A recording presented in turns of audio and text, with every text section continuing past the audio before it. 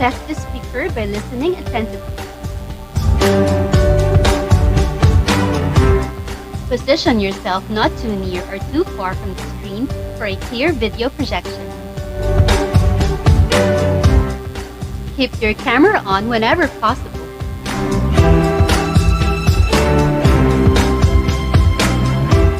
Turn off camera if doing something distracting. If you have questions, use the chat box.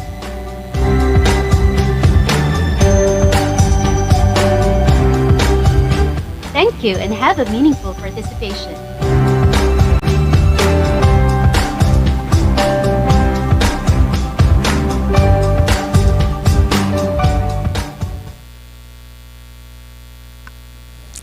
Like a precious stone that becomes more valuable with time and glitters brightly with the harshness of seasons, NATCCO's 45-year journey of struggles and triumphs made it a strong and valuable organization. The lessons and victories can be attributed to our co-ops and leaders who through the years epitomize co-op leadership. Today, we continue the journey onto NATCCO's future as we walk alongside our co-ops and partners, strong and unbounded. Good morning, cooperators, distinguished speakers, guests, and partners. Welcome to the second day of NATCCO's 45th Annual General Assembly and 20th Leaders Congress. My name is Carla Barbosa, and I will be your host for this morning's activity. To start our day, let us all feel the presence of God for our morning prayer.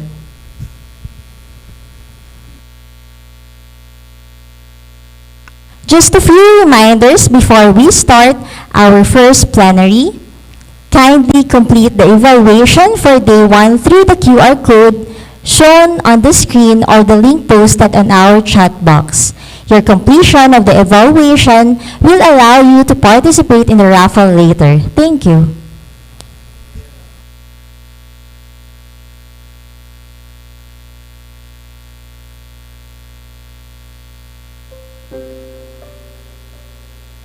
Loving God, Mother and Father of time and history, we praise and glorify your holy name. Thank you for the gift of life and the gift of presence and learning.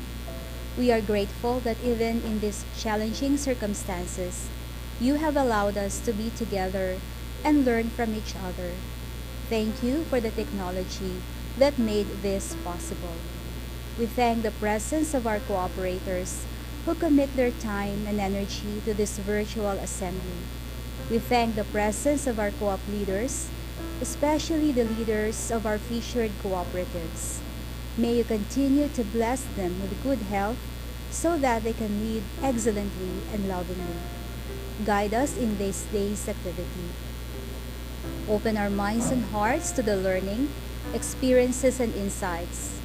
Inspire us with your spirit so that we can apply what we have learned to make our co-ops stronger and better. We are called to be more and to do more for the service of others and for your greater glory. All praises and thanksgiving we lift up to you. In the mighty name of Jesus, in the unity of the Holy Spirit, one God, forever and ever. Amen. Agud maluoy sa gaidaha wag sa mulin-ulin. Mangulang na tumano daw gaidaha o nang go-op kung pumagin ako anday gabi gaidaha o mangulang na. Unta gaida payaga sa gaidaha pangungulaw daw katangkilis sa abaga daw gaidaha o tumahi kay iman sa naatipang gaidaha kaamol gaidaha asimbliyahin o gaidaha nag unta gaida o aling kay iyuwa pigbayaan daw kapuligang kay daw gaidaha panyaya kay waga sa gaidaha ulit-uli na gaidin papandapit kanay si kay sa gaidaha o gaidag kaatipang unta gaida ang yuunday kapuligang kay gaida o tumanod So mulin-uli na o iyan ilakanay gaidaha o pakatuman so gaidaha ika katluan daw ikakapatan daw lalima ha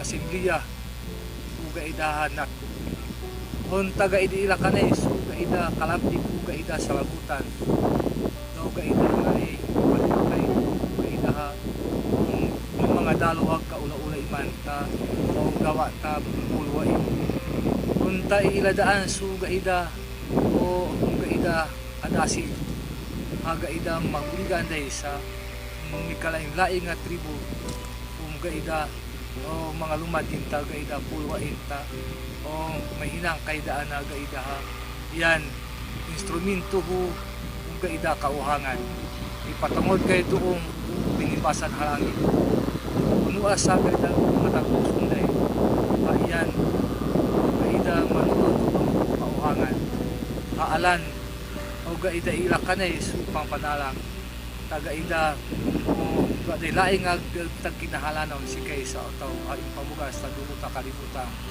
o naiyan so gaida hapang panalang aman dagisa gaida ulang itanday o gaida ha o miglimbag itanhaga gaida hari ang mabaya dating katarong kalang o gaida katapusan.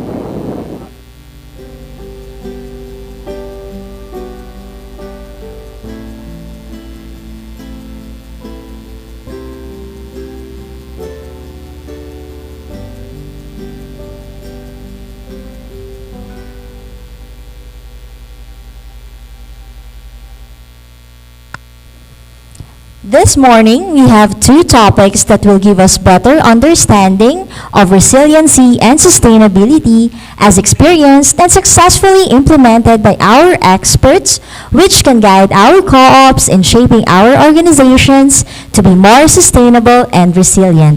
For our first plenary, Reimagining Climate-Smart Offices, Homes, and Communities. We will learn how we can build our offices and co-op centers smartly given the challenges of extreme weather events brought about by climate change. We will also learn how we can empower our members to make sustainability and resiliency a part of their household plans. For our second plenary, we will dive deeper into the crucial roles of co-ops in achieving food security as we work to uplift the lives of our members. We have a full morning ahead of us, so let us start our first plenary. Our plenary will be moderated by Ms. Shalita Garrido. Ms. Shalo is the Chief Executive Officer of San Dionisio Credit Cooperative for 13 years and has 32 years of rich cooperative experience. Her various exposures to the cooperative systems, both locally and abroad, had given her a holistic perspective in co-op leadership and management rooted in co-op values, which she effectively implements in her work as a CEO and as an officer in co-op federations. She is also an active development educator of the Association of Asian Confederation Credit Union. Currently, Ms. Shallow is the Investment Committee Chairperson of NATCCO. Let us warmly welcome Ms. Shalita Garrido.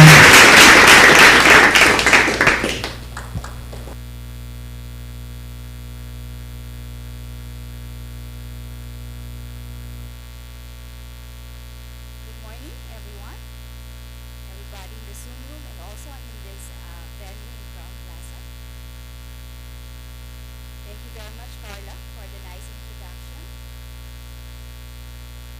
To our cooperators from Luzon, Visayas, and Mindanao, to our esteemed guests and development partners, good morning, everyone.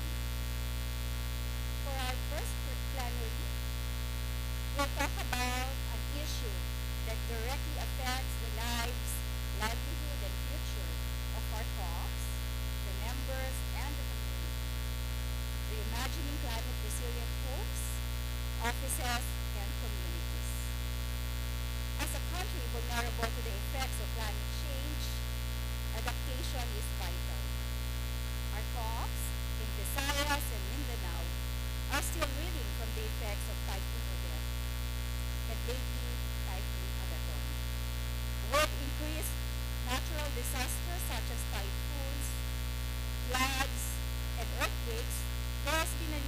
more sustainable designs that can save lives and properties.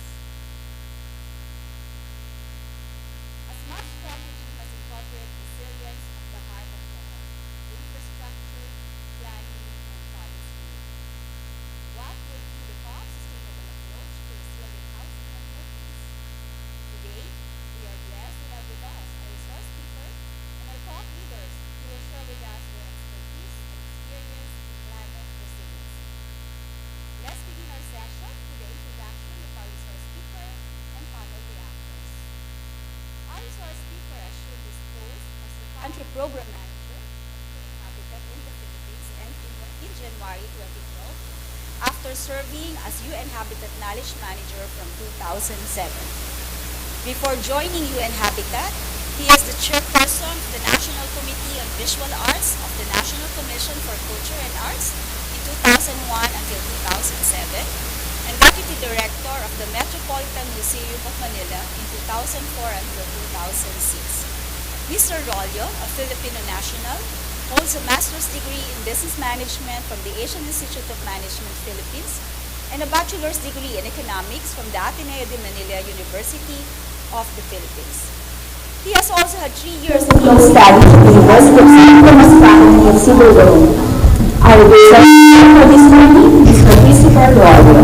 We have also invited two of our co-op officers to share their experiences or current programs. Our first reactor is the Chief Executive Officer of Abuyog St. Francis Xavier Credit Cooperative, also known as APSICO in Leyte. She is a development educator and currently the President of Region 8 Finance Cluster. In 2014, she became the Vice Team Leader for Co-op Task Force Rise for Yolanda. Her co-op has experienced the most trying times during Typhoon Yolanda, but came up stronger and whole. Our first reactor, Ms. Luz H. Erinco. Our second reactor is the chairperson of Most Holy Rosary Multipurpose Cooperative in Rodriguez Rizal from 2018 to the present. She is also the board chairperson of the Union of Catholic Church-Based Cooperative from 2021 up to the present. Moreover, she is the election committee member of the Philippine Cooperative Center. Most Holy Rosary MPC recently started its housing program for the members and has incorporated the elements of resiliency in choosing the location. Rodriguez Rizal is a densely populated area and is vulnerable to the effects of extreme weather events, particularly Typhoon Ulysses that hit Luzon in 2020. Our second reactor is Ms. Maria Teresa Pacata. Now, our session will start with a presentation of our resource speaker. Let us warmly welcome Mr. Christopher Rollo.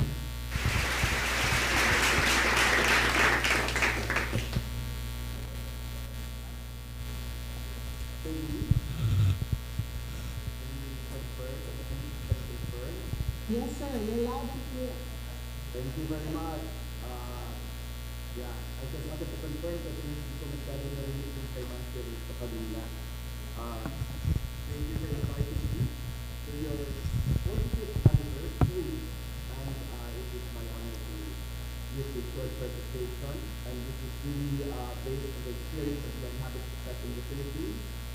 If you have not heard, I am Christopher Rollo. I am the Enterprise Program Manager of the United Nations Human Settlement Program, or UN Habitat. I'll be sharing my presentation from my end.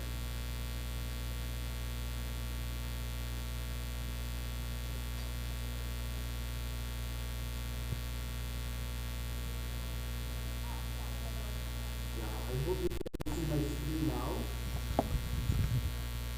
Yes, sir. Yeah, you can. Yes, we can see your screen. Yes, sir.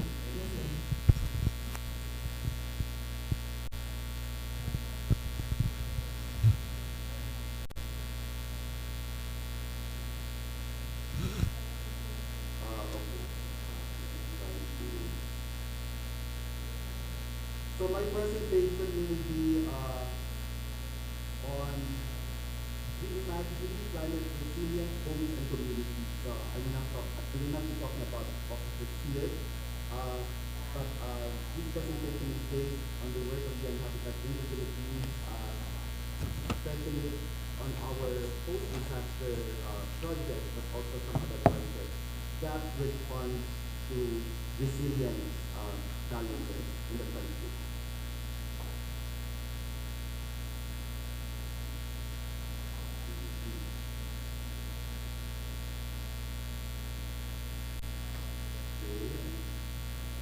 So basically, the UN Habitat Philippines program is focused on two broad areas: sustainable urban development of climate resilience and resilient housing through the people's process. And it's all anchored on the sustainable development goals. We all know this, but UN Habitat is the custodian and monitor of sustainable goals. Target 11, Goal 11 is its corresponding target, and this is translated into the new urban agenda, where the Philippines also has its own urban agenda aligned with the local new urban agenda, with 6 agenda items: urban demography, land and urban planning, urban environment, urban governance, urban economy, and housing and basic services. This agenda is also translated into a framework, which is the National Urban Development and Housing Framework, which is aligned also with Ambition 2040 and the Philippine Development Plan of the country.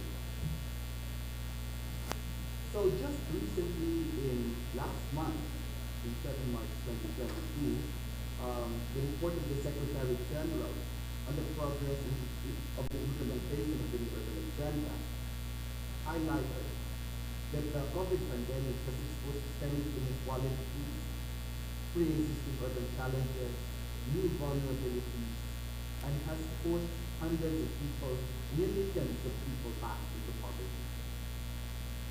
And the corresponding pandemic response globally has also proved that these bold choices can be made and has inspired new policies to transcend business as usual and promote a green economic recovery that creates conditions for investment for sustainable urban development. And importantly, the pandemic has underscored the relevance of the new urban agenda as a robust framework for resilient urbanization that offers a pathway to a greener, healthier, and more just society. So I just want to share this message from the report, the Secretary General just last month, just to give a very current aspect to this presentation. In the Philippines, the urban challenges remain to be really the nexus of very high urban growth. So the Philippines is one of the highly urbanized countries in the world. And this is also coupled with high vulnerability. And we know this, that the Philippines is very vulnerable to a lot of disasters, both hydrometeorological, because we are in the typhoon belt, but also geologic disasters, because we're in the Pacific Ring of Fire. So there is an increasing need for resilient and adequate shelter in cities and urbanized areas. And the housing need, estimated by government at around 7 million by 2020. Actually, this is already 2020, we're already 2022. And the government estimates of the informal sector is at 1.5 million. But actually, many of the studies, especially global studies, have indicated that this is underestimated.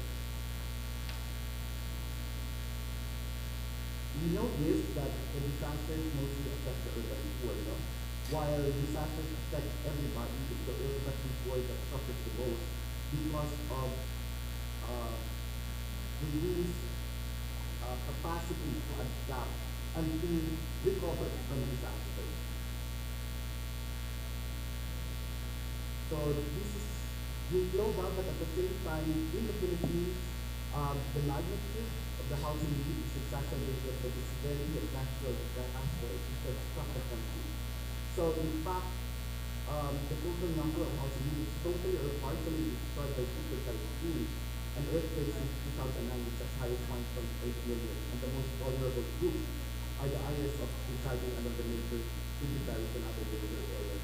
This is in the new Philippine urban is in the Philippine urban expenditure is key, and this has increased. We don't have any updated numbers yet from the new Department of Human Settlement and Urban Development, but it has certainly increased the need for housing units.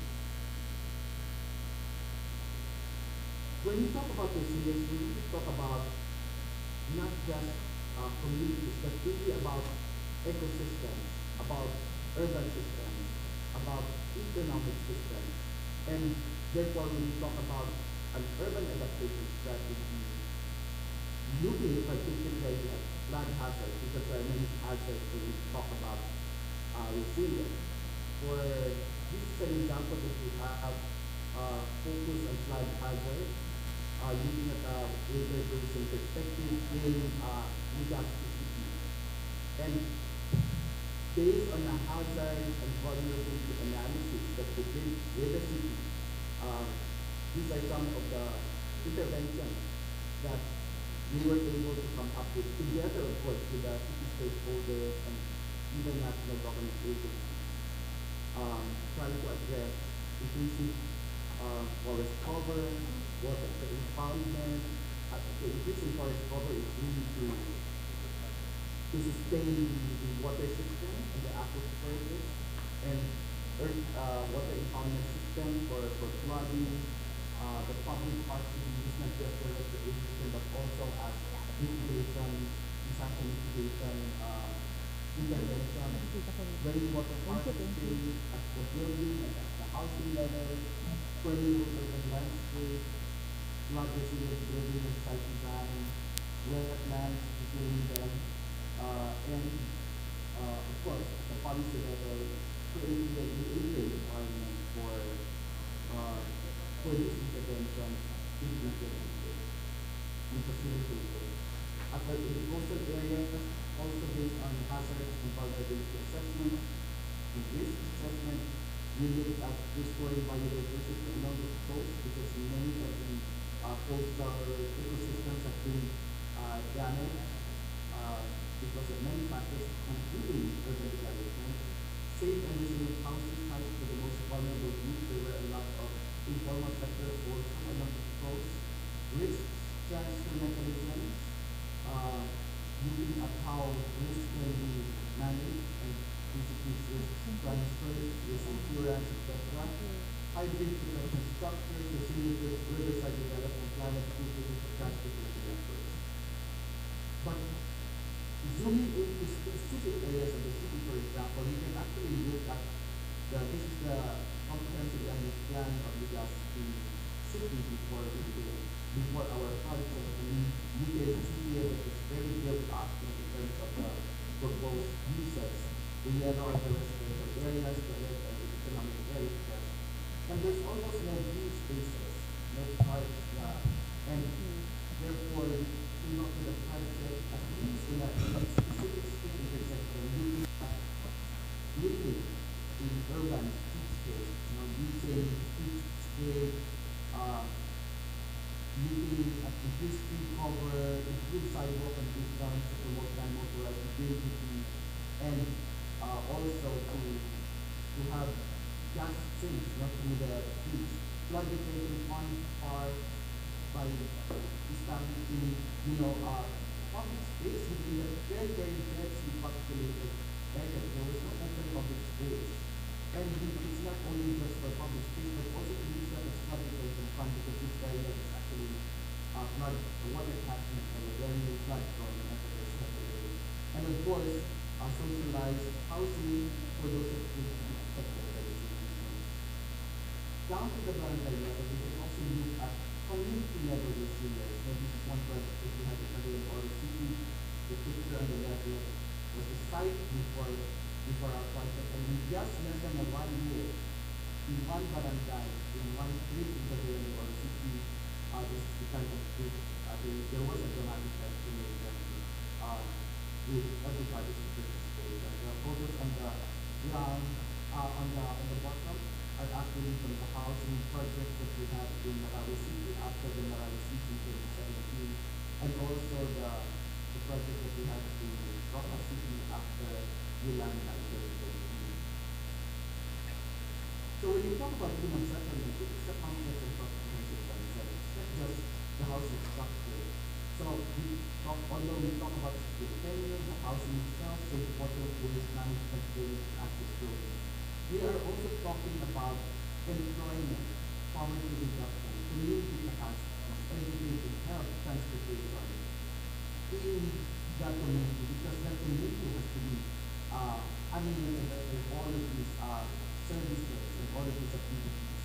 But at the same time, we're looking also at governance, on the policy, strategy, how it fits into the city planning, how is it financed, the decentralization and the participation of people in community building. And of course, we've been talking about everybody has the right to live in the city, and rights within the city, especially when we talk about land rights and housing rights, we're talking about the premium of land rights. No? We know that we have the formal land rights, we have the title, but actually, when we talk about rights, it's a continuum of informal land rights, with tenure approaches, to occupancy, to customary rights, anti-eviction policies, recognize and tolerated possession, root tenure, leases, leaseholds, freeholds, etc. So it's a continuum. And especially in cities, we know that the informal sector families disproportionately bear the front of the risk because of physical failure, lack of income and access to housing, with water and sanitation, healthcare education, chronic overcrowded spaces, for inadequate or damaged water connection, lack of access roads, and absence of drainage and lack of sanitary disposal. All of this is resulting, of course, to reduce access to information financial systems and affecting the capacity to recover, exposure, of course, to crime and violence, fire, disease, and flooding. So when we talk about housing and resilience, we talk about, of course, very obviously, about structural resilience. And this is defined for the hazards. How is it resilient to typhoons, to earthquakes, to temperature rise, to increase rainfall, precipitation, and flooding. And government has defined standards and parameters for typhoon resilient housing. So we have, for example, the National Confederation of Cooperatives, which defines criteria selection, how to set parameters, community facilities, materials quality, etc. And in fact, after Inlanda, the government has specified certain parameters for what would be a resilient housing structure. And when we talk about structural parameters, we talk about wind load. It has to have a capacity to stand 250 kilometers per hour wind for a one-story house, and then two-stories, three-stories, etc. About strength of walls and superstructures, about soil bearing capacity, seismic load for earthquake, resilience, loading, and fire resistance. This is structural resilience. But when we talk about resilience, we're also talking about non-structural resilience, about social sustainability, empowering and participating in the housing process and beyond. We're talking about economic sustainability, which includes job creation and income generation in the process of creating affordable housing and, of course, livelihood. And cultural sustainability, respecting the cultural heritage of the people and the built environment. Of course, because people who live in these houses and these communities, it has to be harmonized, and it has to be, of course, in sync with the culture of the community. This is institutional sustainability with government support and partners. So in here in Habitat, we have implemented in all our projects the people's process. Why the people's process? Because immediately it's a lot cheaper. To our projects, we directly download our funds to homeowners associations who directly implement projects with us. And therefore, it's easily 30% cheaper because we already make we already deal with about 30% markup of food factors, the part of food factors. And cash, you're right, we check that it's the local economy because we pay, of course, the workers in the community, suppliers, resources in the community, etc. Faster construction because it's actually the community that needs and also they work on their own houses and of course they want their houses to be finished as soon as possible. Better quality, we train all of the partners, homeowners and our partners to inspect the quality of materials which they buy and pay for, but also the quality of the work which they pay for because there's a progressive payment. They have to inspect the quality of the construction per year before they pay the workers and the contractors. So it's transparent and accountable because there is regular reporting of the finances to the community, to the weekly, bi-weekly, even monthly meetings. Down to the last of the numbers are actually very critical when it comes to financial transactions. High level of accessibility because the design of the site and the houses are with them. No? They co-design it with us and they build it with us.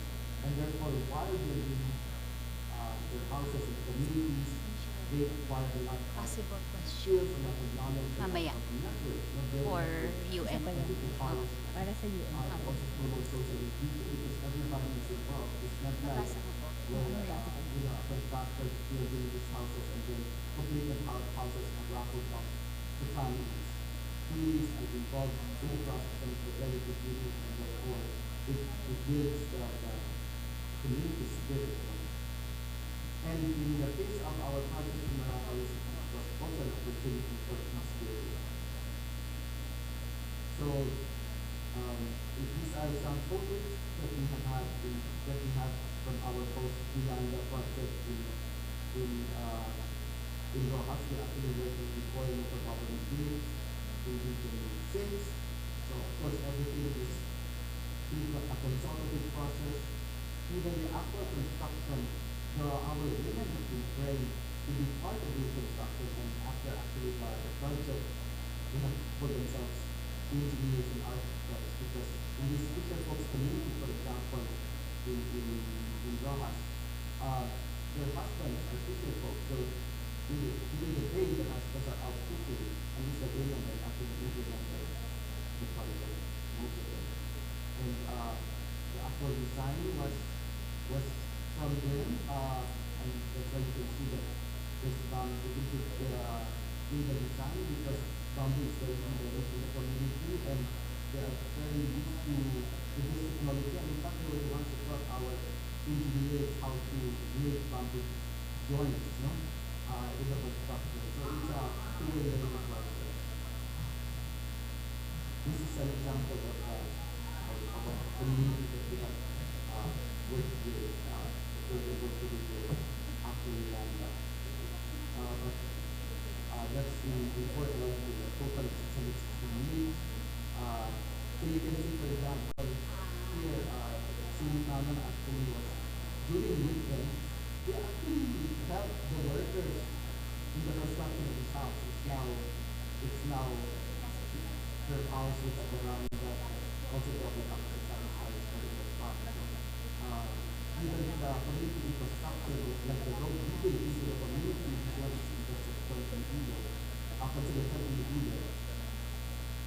before this project, there were two houses in the middle of the road, and that's why you can only see yourself through a screen tap.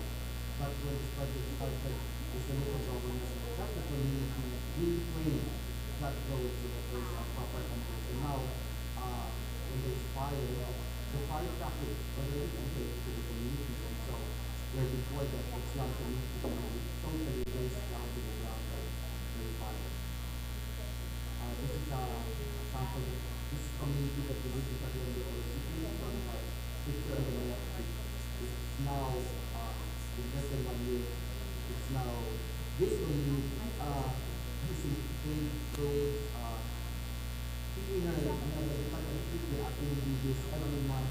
We'll have to pledge this because it becomes a guardian, full of, if you build like a guardian, it's not full of trust, that the community has maintained the feeling of the church because of this, other states, and these activities are actually international for this.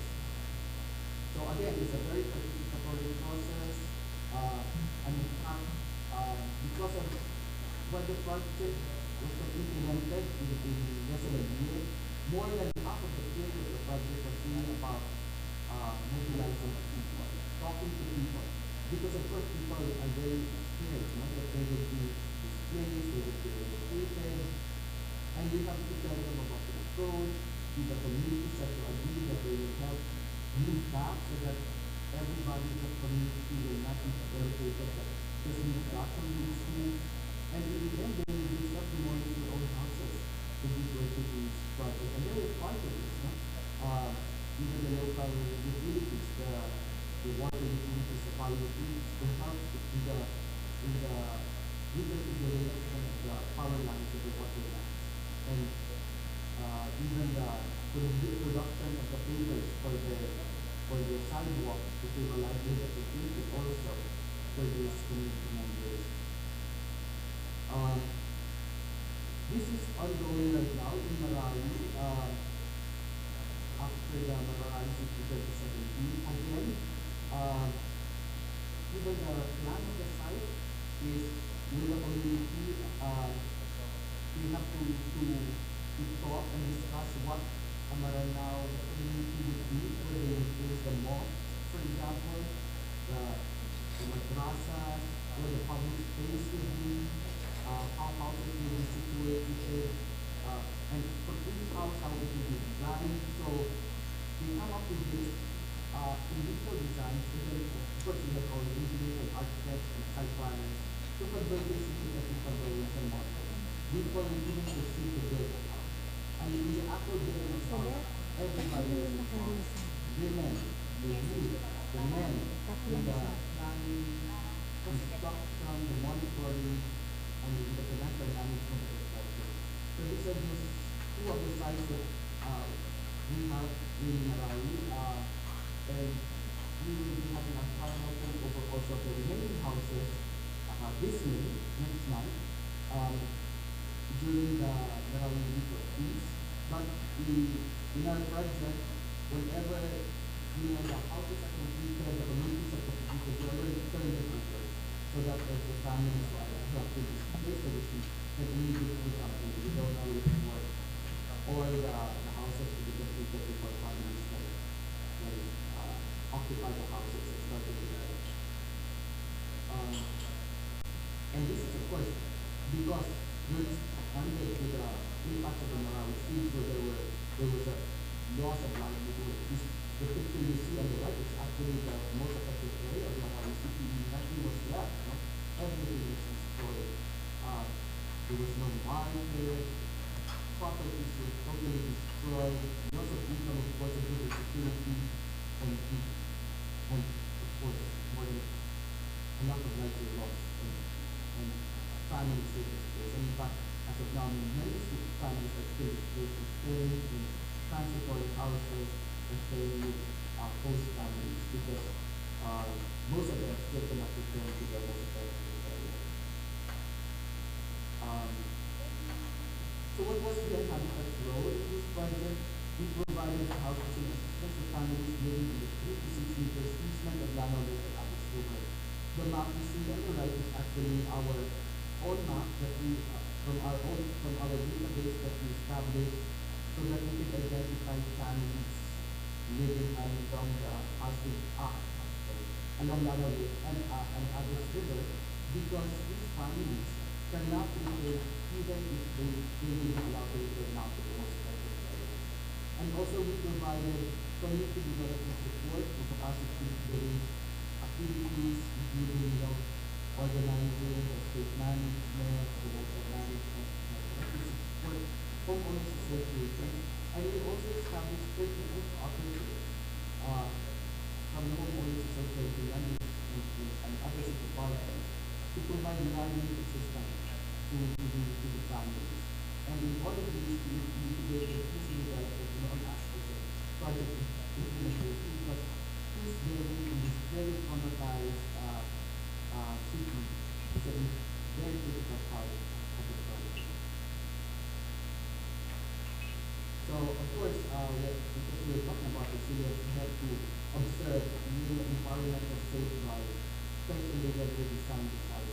Of course, in the beginning, we only see of course, vacant land that we have to identify what the risks are in terms of geologic risk, in terms of, risk to flooding, etc. And the families and the local leaders were part of the risk assessment process. Also, we constructed multi-purpose centers, rainwater catchments that are also included in the houses because water is squeezed in the city. We also, in the site design, for example, we also increased water spaces from 50 to 40% to accommodate the classes and use children, special consideration for older women, especially headed families, especially women-headed families. They were actually the first cities where they kind of houses in safe areas near the roads or constant access and mobility. And then, of course, the Muslim house design with a lot of elements in terms of, the design, like the front door, the location of the front door, the location of the conference rooms, the rooms, separate rooms for the all of these are designed together with that. In terms of the livelihood support, this is actually one of the main focus of this activity. The project in Marawi were able to support 32 cooperatives engaged in 52 kinds of livelihood. We have 1,488 members who are the direct beneficiaries, but at the same time, we identify 3,384 of the beneficiaries. These are actually our suppliers, our other, local counterparts that have also in the communities that have benefited from these cooperatives. And as of now, we're paying actually an average of 10,000 to 50,000 per month income per co-op. So these are some of the pictures of the livelihood, activities of our different cooperatives. Which of course, they're pretty impressed because Marawi is very famous for its, tarpaulins announcing, important milestones of families and people in the community. So even the water living stations, Halibut meeting, weaving, etc. There's still a lot more, including agricultural livelihood. In this case, it's really small integrated fund. But was able to COVID-19 response because this project also was affected by COVID-19. We follow certain framework. I will not discuss it with this because I'm sure you are familiar already with this standard. But basically, all of these activities of our cooperatives, we really purposely, design and implement to increase the resilience of communities and cooperatives as part of the whole community. During COVID, I was talking about COVID, for example, we were able to harness the cooperatives to be able to ensure that food is available even in the most far-flung barangays. When you look at the city center, for example, along the Lanao Lake, Philippine Circle Lake, but the market is there, and during COVID, when people, there is very restricted mobility, people actually have issues when it comes to food availability. So, for example, our transport cooperative was able to, to provide the transportation so that food, so that to be used for the mobile, pagkabihan at the market, the rolling stores that went to the hardest to reach barangays to provide, low cost food, and other basic services. And we also established a satellite market aside from the public market in the in the in the main Philippine area. The satellite market is actually located near the transitory site, the island. So what are I went down to my two last slides. What are the two messages? Cooperatives were really hard and integral to the whole community within themselves, creation of sustainability to the resilient economy. So we have two organizations. We have the homeowners association, whereas these are composed of the family who will be beneficiaries or will receive the houses. But at the same time, many of the members of our homeowners association also we organize them into cooperatives so that they can also have their own business support. To establish, many of these businesses are actually located in the city, but many of these are also in the community. We know that there are a lot of very business-minded also, so we do not have a lot of issues when it comes to, the business need acumen of our community partners, but still, we have to go to a lot of capacity building, especially when it comes to financial accounting, in a standard manner, and that's why we have to go to a lot of trainings for many of these cooperatives. We have had very happy resilient outcomes also. So many of these cooperatives were tested during the COVID response. They have initiatives with security. In fact, many of these cooperatives in the meantime also, provided basic necessities on credit while the ayuda was not coming. So they did very flexible during the COVID-19 at the height, when everything was restricted. And of course, supporting the ability of people.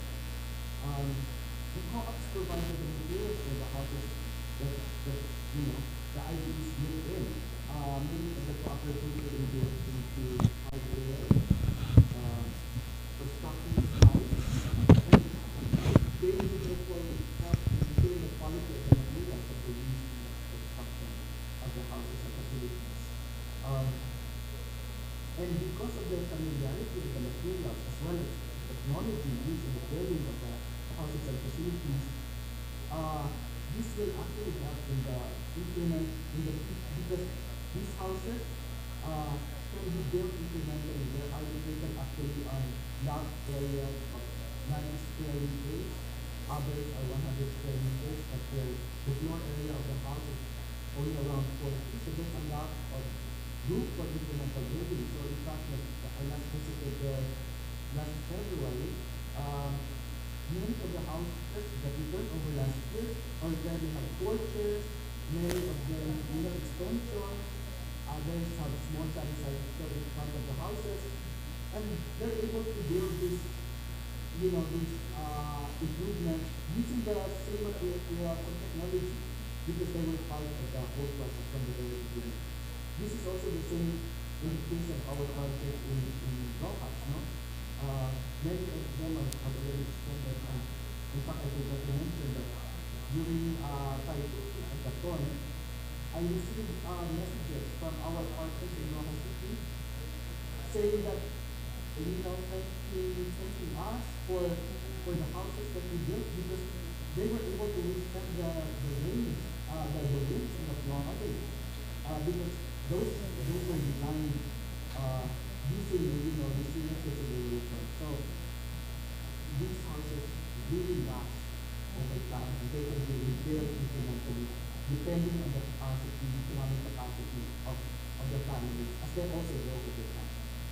So these cooperatives are empowered and generated income for the market.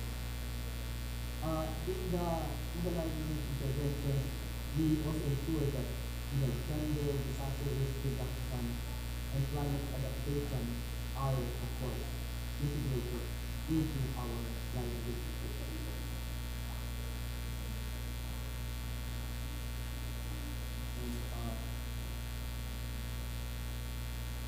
And then last, zooming out, um, for a high-level action, our key drivers, we recognize that housing needs are closely related to human rights and targeting the most poor and vulnerable needs. And housing is a position at the center of national development through systemic reform in local policy and finance. So that's why we are really working closely with the Department of Human Settlement and Urban Development in terms of,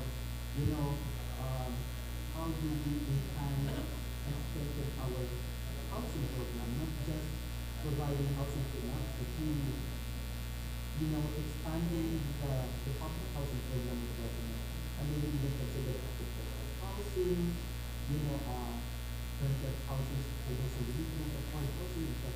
So many of these are being discussed at the national level, and we continue to grow once and twice as we go along. And of course, a stronger nexus between housing and urban planning, in particular to improving the linkages between housing, accessibility, and livelihood in cities. And so we're dealing at mixed land use, not just having areas of just housing and then areas of economic activities. Our land uses should be mixed so that we have dynamic and robust communities here. Communities also have residents, houses for residential users, but at the same time economic activities, social activities, and even public services. Planned city extensions or that users and public transport infrastructure to be promoted to improve access to housing in relocated areas. And of course, the livelihood opportunities income groups, as well as integrated urban assets and factors. So housing, urban planning, of course, we already said housing as a holistic concept, not just about structures and services, but really looking at the economic and the social and the government aspects of the human settlement. So this ends my presentation. Again, thank you for this opportunity of spending time with you. I will now open for questions, the clarification of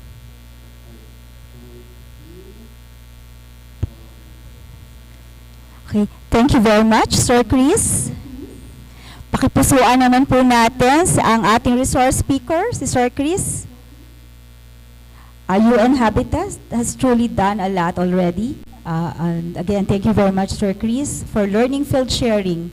Surely our cooperatives here have already reflected and made some notes on how they can incorporate the ideas on the comprehensive concept on human settlements, community development, through capacity building, and a lot.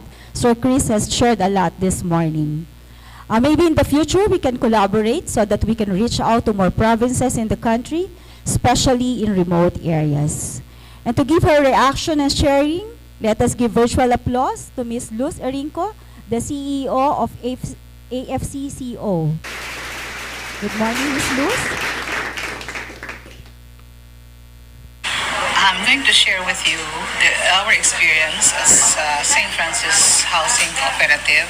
Right now it's already a multi-purpose cooperative. So we were registered in 2006 with a vision of a housing cooperative of the marginalized in collaboration with institutions for development and sustainability. The mission then was to provide access to decent, affordable housing, self-managed by members practicing the cooperative principles and living the cooperative way of life.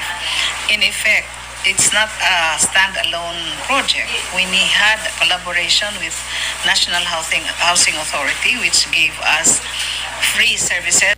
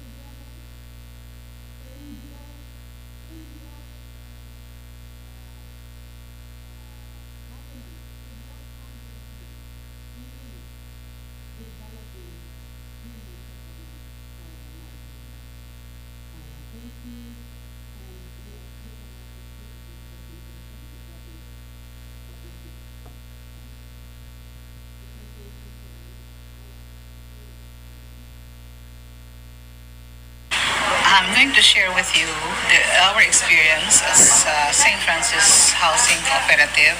Right now, it's already a multi-purpose cooperative. So we were registered in 2006 with a vision of a housing cooperative of the marginalized in collaboration with institutions for development and sustainability. The mission then was to provide access to decent, affordable housing, self-managed by members practicing the cooperative principles and living the cooperative way of life.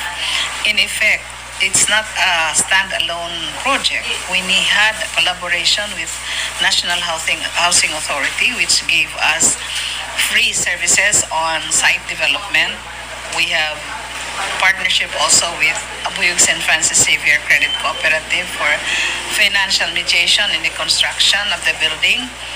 We had partnership with the Swedish HSB Housing Cooperative in Sweden for the training consultancy on the housing cooperative concept, as well as the management and financial management of the housing cooperative. We did also partner with Habitat for Humanity Philippines, where we access their building technology best suited to the Philippines, and the NATCCO Network who tirelessly linked us to national and international organizations with similar advocacies. So in effect, we were able to construct 28 units of medium-rise and two-story housing for employees. And then we realized that we really needed to be a multi-purpose cooperative, since the other economic needs, psychosocial and spiritual needs of members has to be addressed. So we changed our nature of a cooperative into a multi-purpose in 2014. The economic activities then were the operations of the Afsico Beach Resort and Training Center, funeral services, and the Ivaco Pharmacy and Grocery. So we changed our vision to become a model, sustainable, and socially responsive multi-purpose cooperative. And the mission was to operate social enterprises and allied services that addresses physical, economic, social, and educational needs of members, families, and communities through housing and livelihood ventures that are environmentally and economically viable.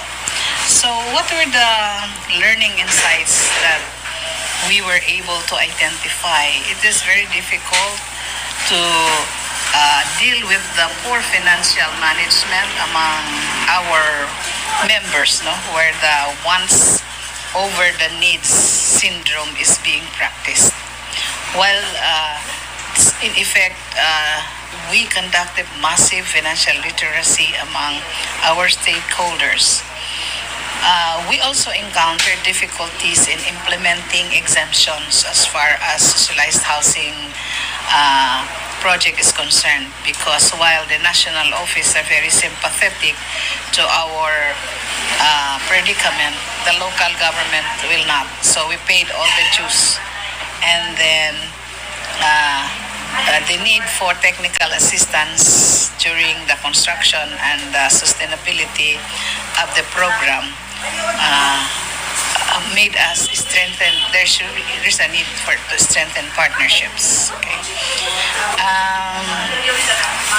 Business plans was halted after Typhoon Yolanda, so the development was halted because we have to respond to the needs of the people during Super Typhoon Yolanda.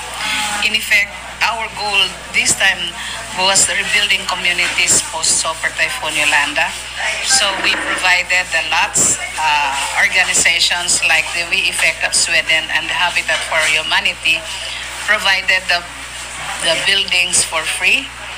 In effect, there were 3 communities organized as housing cooperative with an ongoing plan for registration with the CDA, while the NATCCO also provided for the trainings, capability trainings on organizing the housing co-op, leadership, governance, financial management, estate management, gender, values, and training of trainers. We were able to access 270 units of houses for our disaster housing. What are the lessons learned? Selection of beneficiaries must be well planned and must follow strict criteria, particularly on attitudinal behavioral changes, where they will be dealing with communities. And the legal aspect also on the roles and responsibilities must really be straightened out. In effect, because true cooperatives have strong responsibility for homelessness and inhuman housing conditions, which are social issues that cooperatives should not only be aware, but must be jointly responsible government partners in accessing and providing decent homes for our members. So thank you for giving me this opportunity to share.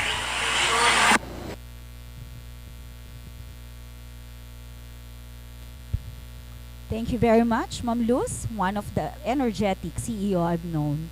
Indeed, the power of cooperation can save lives and help the community achieve its sustainable goals. Now, from Leyte, let's learn from the experience of our co-op partner from Rizal. Let us welcome the chairperson of Most Holy Rosary MPC, Ms. Maria Teresa Pacatang. Ms. Pacatang?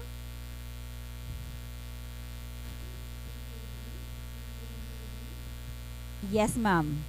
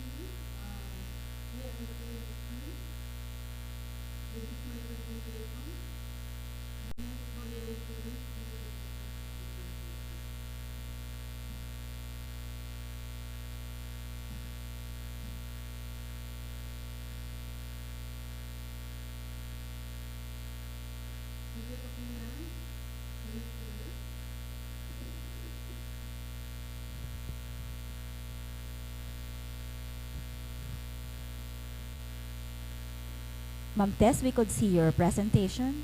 Just make it a slideshow.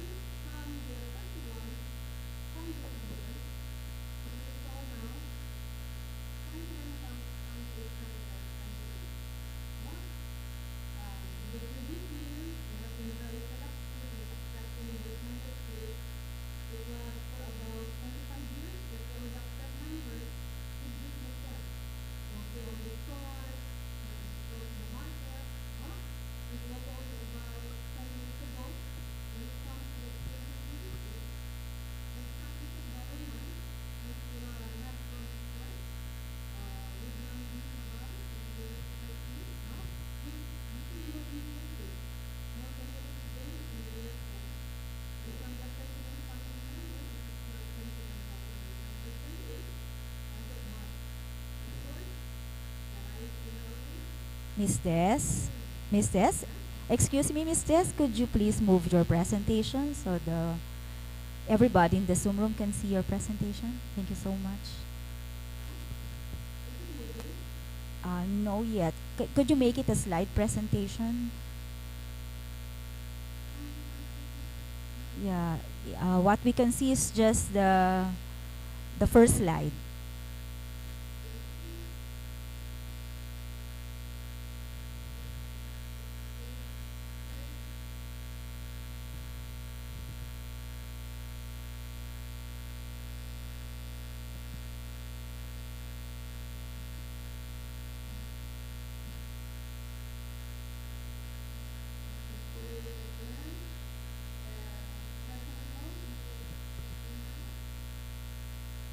Uh, what we can see is the financial services slide.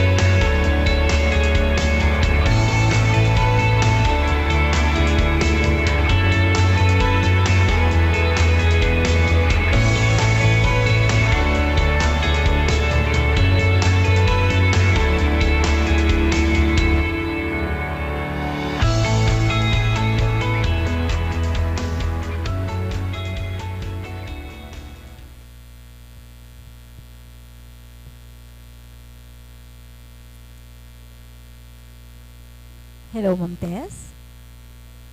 We can't hear you, Ma'am Tess. All right.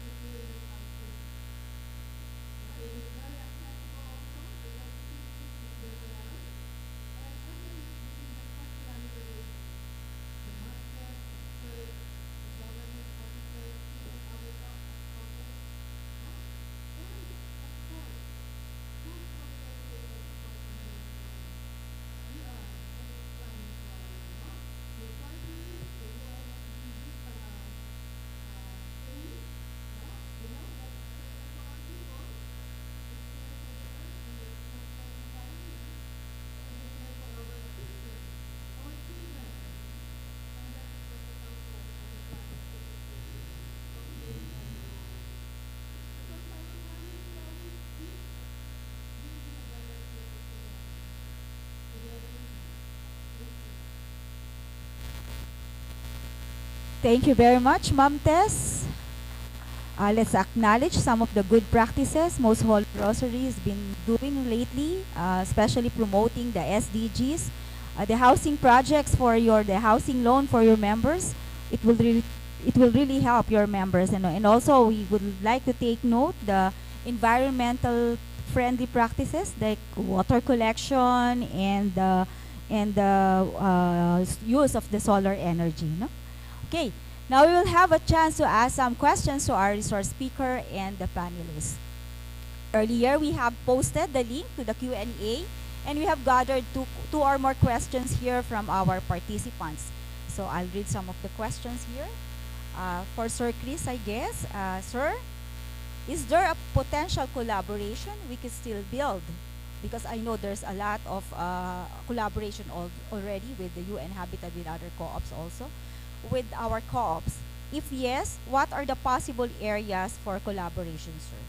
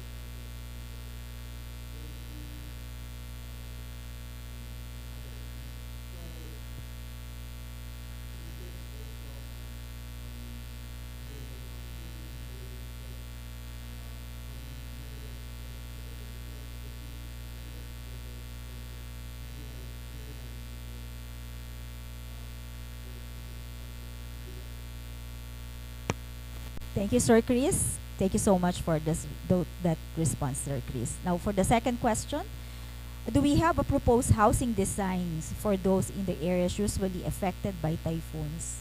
Sir Chris?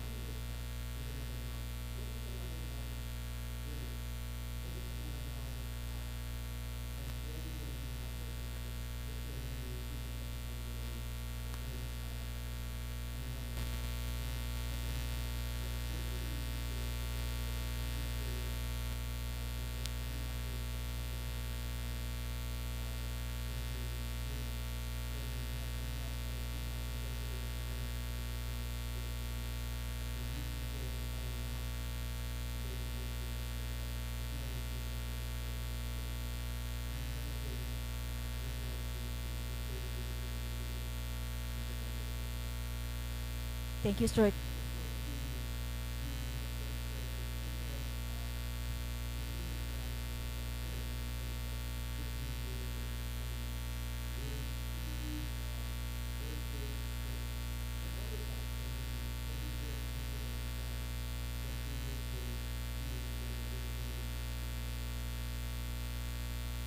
Thank you, Sir Chris. Thank you, Sir Chris. In relation to that follow-up question, sir, what challenges have you encountered in the implementation process? Because you've said it's really a collaboration. Yeah.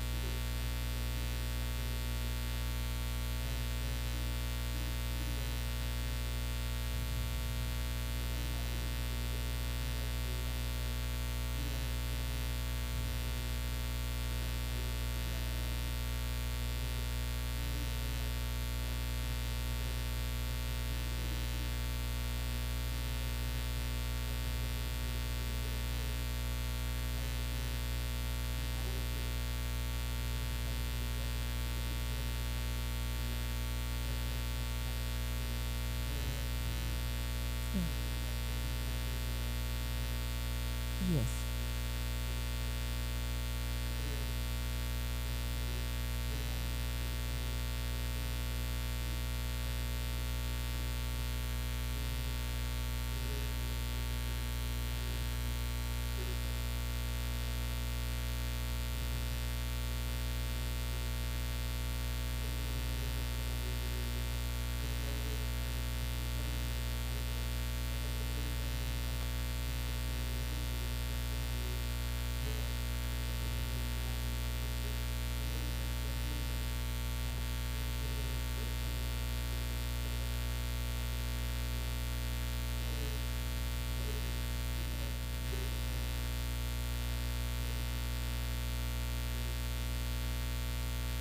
Thank you, Sir Chris. We have two remaining questions here as we look at the time. Number three question, Sir Chris. If our co-op decides, this is from Samulco, if our co-op decides to follow your proposed program, may we ask how we can soften the government permit requirements? So I guess they're experiencing some difficulty in the legal requirements. Sir Chris?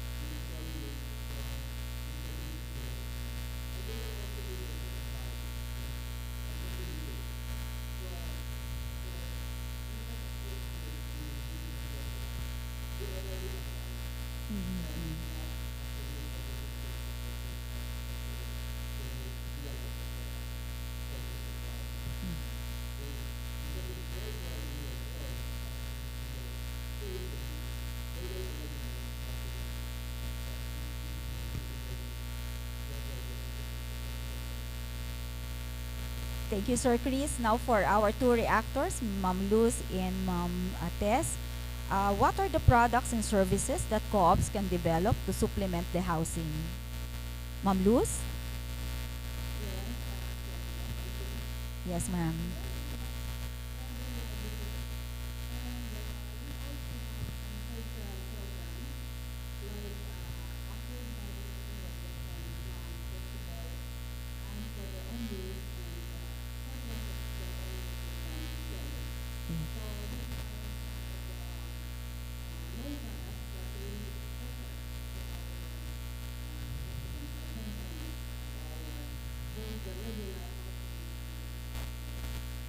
Related to food sustainability, right, Ma'am Luz? Yeah, thank you. Ma'am Tess, can you share something on this question? All right. Okay.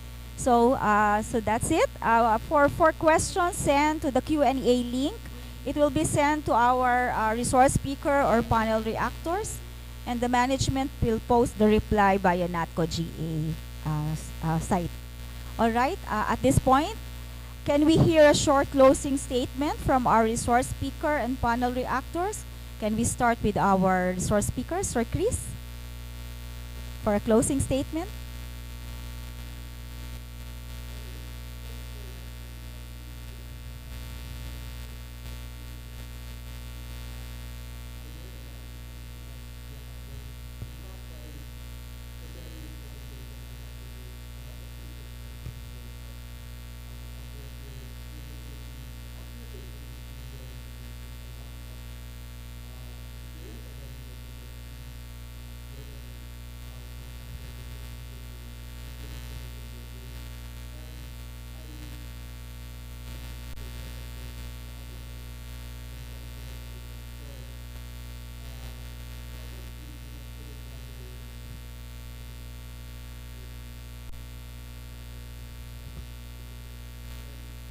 Thank you, Sir Chris. And a closing statement from Ma'am Luz, our reactor.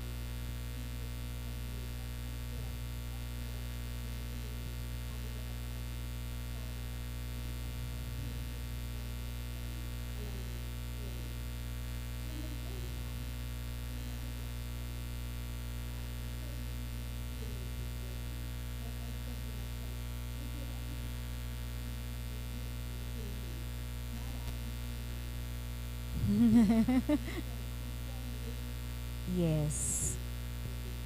Thank you.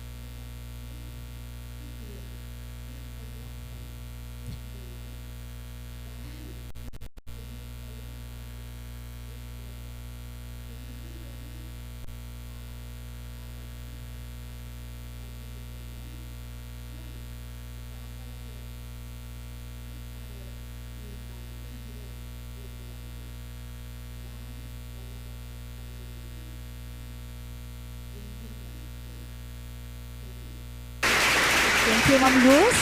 Can we hear from Ma'am Tess? Okay. So many thanks to our resource person, Mr. Christopher Rollo. A round of applause for our resource speaker, and of course for our panel reactors, Ms. Luz Erinco and Ms. Maria Teresa Pacatang. To show our appreciation to our resource person, join us, and for of course for our panel reactors, join us as we present the Certificate of Appreciation. Certificate of Appreciation is awarded to Mr. Christopher S. Rollo for sharing his time, energy, and expertise as a resource speaker in the plenary Reimagining Climate Resilient Homes, Offices, and Communities. As part of NATCCO's 45th Annual General Assembly and 20th Leaders Congress, given this 23rd day of April 2022 in Quezon City, Philippines, signed by Ms. Sylvia O. Paraguya, Chief Executive Officer of NATCCO, and Mr. Antonio C. Arañas, the Chairperson of NATCCO. We also award a round of applause for Ms. Christopher Arroyo. Thank you, sir. Thank you for being with us this morning. We also award the Certificate of Appreciation to Ms. Luz Erinco for sharing her time, energy, and expertise as panel reactor in the plenary Reimagining Climate Resilient Homes, Offices, and Communities as part of NATCCO's 45th Annual General Assembly and 20th Leaders Congress, given this 23rd day of April 2022 in Quezon City, Philippines, signed by Ms. Sylvia O. Paraguya, the CEO of NATCCO, and the Chairperson of NATCCO, Mr. Antonio C. Arañas. Round of applause for Ms. Luz Erinco. Thank you, Ma'am Luz. And of course, the same Certificate of Appreciation is awarded to Ms. Maria Teresa Pacatang for sharing her time, energy, and expertise as panel reactor in the plenary Reimagining Climate Resilient Homes, Offices, and Communities as part of NATCCO's 45th Annual General Assembly and 20th Leaders Congress, given this 23rd day of April 2022 in Quezon City, Philippines, signed by the CEO of NATCCO, Ms. Sylvia O. Paraguya, and by the Chairperson of NATCCO, Mr. Antonio C. Arañas. Again, virtual applause to our three speakers. We have seen the urgency and importance of this topic as disasters are becoming more frequent, damaging, and deadly, particularly for the poor. Making housing safe and resilient to disasters can help protect lives and livelihoods from disasters and build sustainable communities. Our co-ops have so much to contribute to making our homes, offices, and communities safer, healthier, and more resilient. Thank you very much, everyone, for your active participation in this plenary. I will now turn over the screen to our MC, Ms. Carla, to our next activities. Thank you so much. Thank you so much, Ma'am Shallow. To all our voting delegates, we request that you stay inside the Zoom room because You're now being validated. Again, to all our voting delegates, we request that you stay inside the Zoom room because you're now being validated. Maraming salamat po. Let's all give a big round of virtual applause to our resource speakers, panel reactors, and moderator for such a learning-filled and empowering session. To show our appreciation to our session moderator, NATCO presents this certificate of appreciation to our panel moderator. NATCO awards this certificate of appreciation to Shalito Garrido for sharing her time and energy as session moderator in the plenary, reimagining climate-resilient homes, offices, and communities. Given this 24th day of April 2022 in Quezon City, Philippines. Signed by our CEO, Ms. Sylvia O. Paraguia, and our chairperson, Mr. Antonio C. Alanis. And to make this event memorable for everyone, let us take our traditional group photo. May I ask everyone to open their camera for our group photo? The group photo will be facilitated by our technical team, so keep those smiles of yours, dear cooperators. 3, 2, 1.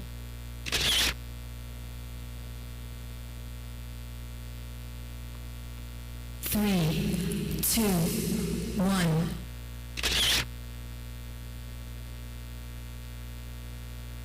Three, two, one.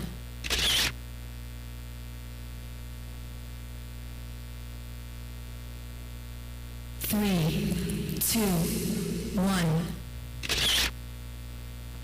Okay, thank you so much po. Now, we will take a 15-minute break and we will go back to for another insightful session. We invite you to watch the videos of our GA sponsors and partners. See you later. Ngaw dili ikakambyo og kwarta or unsa may ipadala gani, ako gyud ang ilang gusto. Naturally, the potential to earn more abroad than is possible at home is a major motivating factor. But for many migrants, when the total cost of migration is considered, the migration loan, harsh living conditions, mistreatment, and separation from family or friends for years or decades, the net increase in earning potential resulting from migration seems small indeed. An equally important motivation for migrating is the steadiness and predictability of income earned abroad. Very often, the migration experience means shifting from informal or self-employed sources of income to the world of formal employment and with it, a regular salary. Even if the net increase in income is small, a secure and reliable source of income enables migrants and their families to meet basic needs and cover the costs of emergencies without the usual pattern of borrowing or selling assets that often add to the precariousness and vulnerability of their economic lives.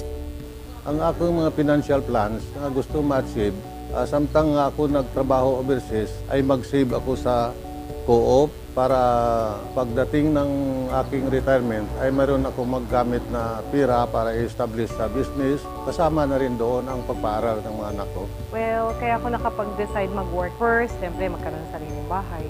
Then second thing, mapag-aral ko yung anak ko sa maayos sa school. And then the third, yung makaipon ako for my retirement. Enabling overseas Filipinos and their families to achieve their dreams and at the same time contribute to the development of their communities is the goal behind the regional program on remittances and diaspora investment for rural development. The program also provides similar support to migrants from Nepal, Pakistan, and Sri Lanka. To date, the regional program has mobilized more than $15 million from migrants and families that is being used to finance rural development. For the Philippine component of the regional program, Access partnered with the National Confederation of Cooperatives, which is known by its acronym NATCCO. NATCCO is the largest federation of cooperatives in the Philippines, with more than 820 members across the country. NATCCO's member cooperatives have more than 4.8 million active savers and borrowers and deep outreach into rural areas where most Filipino migrants come from. Cooperatives were chosen as the financial intermediaries in the regional program because of their grassroots outreach, ability to offer long-term savings at attractive interest rates, and willingness to combine financial products with non-financial services such as financial literacy training and business development support. Since cooperatives are owned by their members, they also offer migrants and their families ownership rights, which is both empowering and financially rewarding. Any other enterprise, cooperatives are not only concerned with economic results, but more on the upliftment of the lives of its members and the development of its communities. Deciding to work abroad is a life-changing decision. It entails discipline, delaying gratification, and working toward a common goal. These goals will be propelled with the proper education and right access to financial products and services. This is the commitment that the project intends to sustainably deliver in order to serve the growing and unique needs of the migrants and their families. The regional program conducted product development workshops with the cooperatives. The outcome was wealth-building packages that combine high-interest term deposits with flexible savings, business credit, insurance, and non-financial services such as financial literacy training and business development support. Tagum Cooperative, in its over 50 years of existence, is geared towards providing highly innovative financial products and related services to its members. As part of continuous development and innovation in partnership with Access Diaspora, Tagum Cooperative has developed wealth-building products for the overseas Filipinos and their families. The Hero's Gift, an installment savings plan, and Pickups or the PC Overseas Pinoy Premium Savings, a lump sum long-term deposit scheme. Napag-isipan anong gagawin namin doon sa Germany kung retire na kami. Medyo boring ang buhay doon pag wala ng trabaho. Kaya nag-decide kaming dalawa na sigawin na lang tayo ng Davao sa Tagum at magbabahay kami dito. Maganda ang offer ng Tagum ko. Kung mga kapatid ko may mga sasakyan, dyan siya naka-insured, car insurance sa Tagum ko. Ang pinakang gusto ko yung mabilis ang service nila. Siyempre, paano na pag nag-retire na, dapat handa rin tayo. Ayaw naman natin ng kung kailan tayo tumanda, saka tayo nahihirapan. Retirement savings talaga ang importante sa ngayon. To be successful, the regional program had to turn migrants and their family members into active savers. This meant developing systems to continuously promote the wealth-building packages. At the core of the marketing campaign is a financial literacy education program that helps migrants and their family members to translate their hopes and dreams into concrete financial goals, develop a savings plan, and strengthen the skills and attitudes necessary to achieve the savings plan. Since every migrant or migrant family member has their own set of unique problems and aspirations, financial literacy sessions should be delivered in a way that participants can relate it to their daily routine. Rather than deliver the training in a classroom, the financial education training in the regional program is broken down into short, structured learning exercises that are easily delivered by staff and can be integrated into the cooperative's regular operations. Particularly for our OF and OF family, we have developed savings product for them. We call them as ESOF, meaning endowment savings for overseas Filipino and overseas family. And really, we are educating them on the wealth building that is in preparation for their future need. Ang co-op nakabuligid sa pag-educate ka naman, maka-save gid para sa future. Di kun wala gid ang co-op, siguro ubos gid pirmi ang ginapadarana. Nakapagpundar na naman po kami ng lote, tapos yung bahay at lupang tinitira namin sa ngayon, bayad na rin namin siya. Nakapagpundar na rin kami ng 3 motor na sana sa darating na panahon makapagpundar din ng sasakyan. Kaya malaki ang bagay na nagawa sa amin ng co-op kasi kung ano ang meron kami ngayon, ang co-op lang ang naging katuwang namin. Aside from seeing it as an opportunity for us to go into global market, since it's part of our medium-term development plan, 2016-2020 to go offshore, we see the need to educate our members, especially the OFs and OF families, for them to be able to manage their finances. But most importantly, we are here to uplift the lives of people by empowering, educating them, and develop their full potential.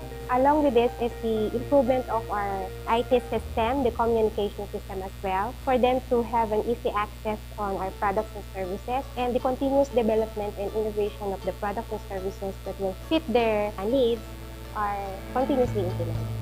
Through their co-op orientation and financial education training, the cooperatives have reached 11,656 new migrants and migrant family members and enabled them to save more than $10 million. We believe that this effort can empower our overseas Filipinos and the community as well. If people save and invest in cooperative, they help build their communities by supporting the economic activities of their farmers, fisher folks, and local entrepreneurs. They also help mobilize local economy, thus contributing to rural and urban development. We really hope that our overseas Filipinos and their families would make cooperatives their financial institution of choice. NATCCO is here to assure them that the co-ops we have chosen for this project are co-ops that have financial stability, credibility, and mindset of development. The remittances did not only improve the lives of their families, but also contributed to the growth of their community. Ang ginsave nila sa co-op, kaduro nga mga member farmers kag entrepreneurs ang naka-avail sang productive loans. May trickle-down effect ni sa community. They are no doubt heroes. Today, there are more than 10 million Filipinos overseas, almost 10% of the population. They, along with their family members, the cooperatives, and government agencies, have a role to play in making their migration experience benefit their families and the country. The regional program is one of the major initiatives contributing to the holistic development of the overseas Filipino and their family. We have just started, and through innovation, continuous education, and smart partnerships with financial service providers such as cooperatives, migrants can become an agent of change for themselves, their families, and their country. The cooperative way.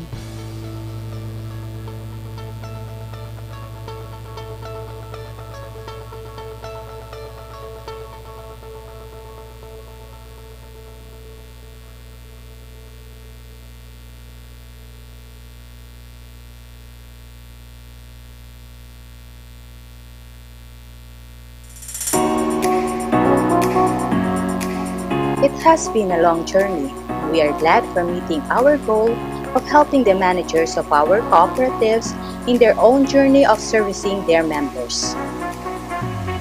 The Cooperative Leadership and Management Program, or COPLAM, serves as a jumping board to develop our managers' competencies in the 4 areas of management operations: credit and savings, finance, marketing, and HR. It also ensures that core values and principles are internalized to sustain our culture. Mentoring on external and internal analysis is included, and it leads to strategizing and organizing to bring the cooperatives forward in developing a strategic plan for their cooperatives. The most important ingredient of this program is that it allows our managers to gain self-mastery in the process of learning. We now have 11 batches for this program.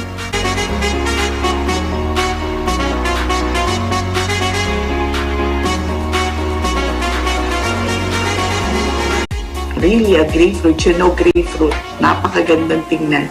First, you have to break through the skin. Then, it takes a couple of bites to get used to the taste. Kasi medyo mapakla. Pag nasanay ka na sa taste, you will enjoy eating it.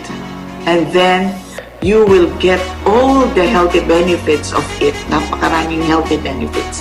That's COPLAM. COPLAM made me a more disciplined manager in terms of facing challenges and decision making.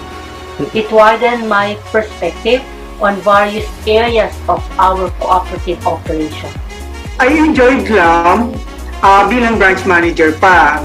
Maraming bagay ang naitulong, best practices ng bawat cooperative na nasi-share nila yung experiences, yung ideas, kung paano rin yung bawat CEO, yung iba't ibang position. Sa pangalan pa lang, parang ang ganda ng pangalan ng NATCCO. Light, no? Light for the co-op. We look forward to developing more certified cooperative managers.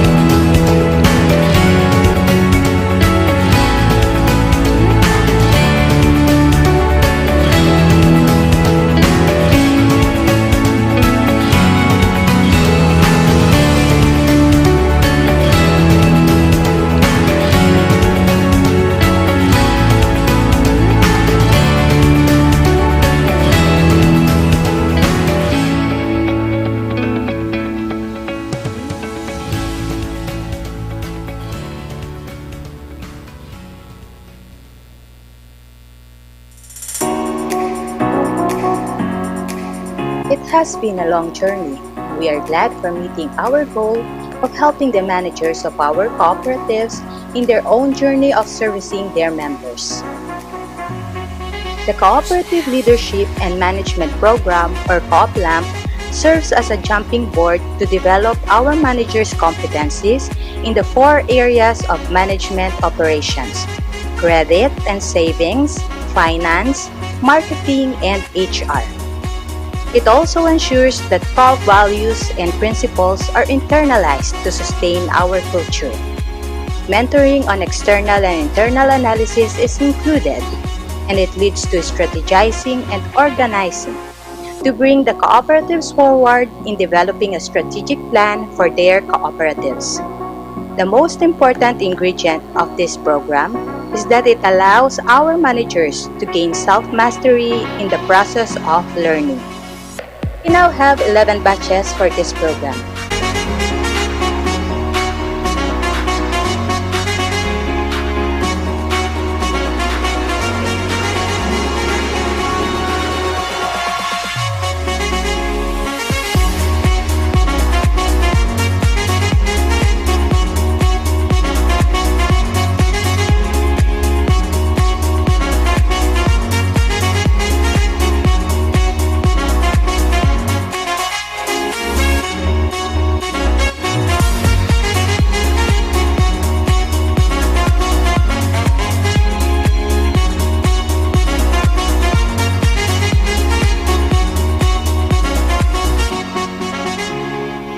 And we are grateful to the cooperatives who consistently sent their employees and made it part of their successors' development plan. The COPLAMP's trademark is the Certified Cooperative Manager, or CCM, which was registered to IPO, giving our graduates a badge of excellence. Here are the testimonials of our alumni, showing the impact of the program on their co-op's growth, as well as to how it helped them develop as a person. For me, the course is not just sharing information, but mostly developing our personality. It also strengthens and solidifies our leadership character. The co-op lang is like a grapefruit. Really a grapefruit. You know grapefruit. Napakagandang tingnan. First, you have to break through the skin. Then, it takes a couple of bites to get used to the taste kasi medyo mapakla. Pag nasanay ka na sa taste, you will enjoy eating it. And then, you will get all the healthy benefits of it. Napakaraming healthy benefits. That's Co-op lang. Plump made me a more disciplined manager in terms of facing challenges and decision making. It widened my perspective on various areas of our cooperative operation. I enjoyed lang bilang branch manager pa. Maraming bagay ang naitulong, best practices ng bawat cooperative na nasi-share nila yung experiences, yung ideas, kung paano rin yung bawat CEO, yung iba't ibang position. Sa pangalan pa lang, parang maganda ng pangalan ng NATCCO. Light, no? Light for the co-op. We look forward to developing more certified cooperative managers.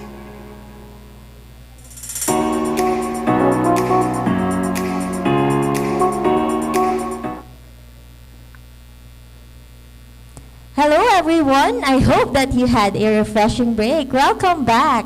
Before we start our second plenary, let me remind all the voting delegates that we request you to stay in the Zoom room because you're now being validated. So now for the second plenary, we will talk about food security and social protection. Raiffeisen said that the goal of co-ops is to improve the moral and physical forces of people and the will to act by themselves, ensuring that our members have healthy and sufficient food on their tables and are socially protected are development goals that our co-ops intend to achieve. For this plenary, our moderator is Ms. Cherry P. Gonzalez. Ms. Cherry Gonzalez is a General Manager of Jollibee Foods Corporation Employees Multipurpose Cooperative. Ms. Cherry joined GFC Co-op in 2007 as a finance officer prior to her promotion as support head in 2012. As a support head, she managed the finance, HR, and admin departments of the cooperative.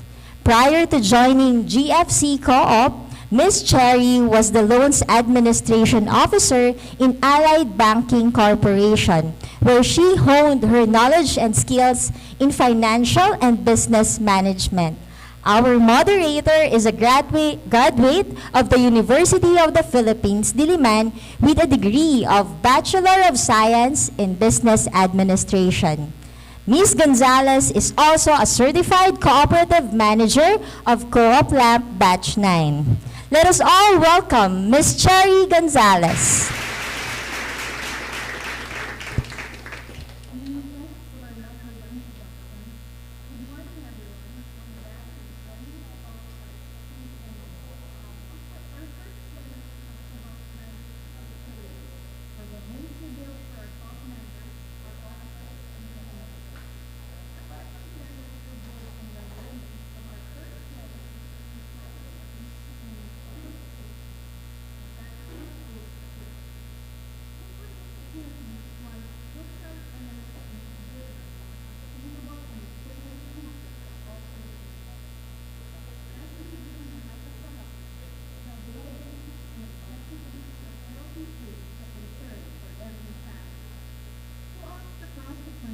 Contributing significantly to making their communities food secure and ensuring that no one will get hungry. In particular, agriculture cooperatives help their smallholder producer members access inputs, infrastructure, markets, better prices, training, and technologies. To use the power of the collective, we believe that co-ops are well positioned to optimize their agri-services to the members, ensuring food security, especially in poor provinces. Today, we are honored to have with us a resource leader, a recognized global advocate on food security and nutrition, and an anti-hunger activist. We also have two co-op leaders who will share their expertise, experience, and the success factors of their agri-entrepreneurship program. We will start with the introduction of our resource speaker. Our resource speaker is a core faculty and an adjunct professor of the Ateneo School of Government. He has over 40 years of development experience at national, regional, and global levels. He worked as a communication and knowledge management specialist of NITCCO for the Greater Mekong Sub-Region for Agriculture Support Program Phase 2 under an Asian Development Bank Technical Assistance Regional Project from August 2016 to May 2018. In the Asian NGO sector, he worked as the Executive Director of the Asian NGO Coalition from 1983 to 1990 and worked on issues related to agrarian reform and sustainable rural development. He has done other consultancies for SERDAP, UNESCO, APD, and the World Bank. He is co-coordinator and co-founder of the Ateneo Leadership and Social Entrepreneurship Alce of Life program for the Consortium on Migration and Development from 2008 to the present, wherein NATCCO is also a partner for the its Diaspora program. He retired as Chief of the Global Coordination Unit for World Food Day, Advocacy and Specialty Events in the Office of Corporate Communications of the Food and Agriculture Organization of the United Nations in January 2012, where he served in Bangkok for 2 years and Rome for almost 25 years. He was a member of the FAO-HQ Subcommittee on Ethics from 2008 to 2009. Ladies and gentlemen, our resource person for this plenary, Mr. Eduardo Valenzuela. For our co-op reactors, our first reactor is the General Manager of Council Multipurpose Cooperative and currently the President of the Regional Clustered Organization 5 Agriculture Sector. She is also the Secretary of the Sectoral Apex Organization Agriculture Cluster and the Chairperson of Rice Sector of Regional Agricultural and Fishery Council for Region 5. Her experience both in co-op management and agriculture made her a sought-after speaker and resource person of the Cooperative Development Authority and the Department of Agriculture, wherein she is also an accredited trainer. The co-op former Queen of Bicol is Anilang Panerio CPA. And our second reactor is an award-winning young cooperator from Cebu.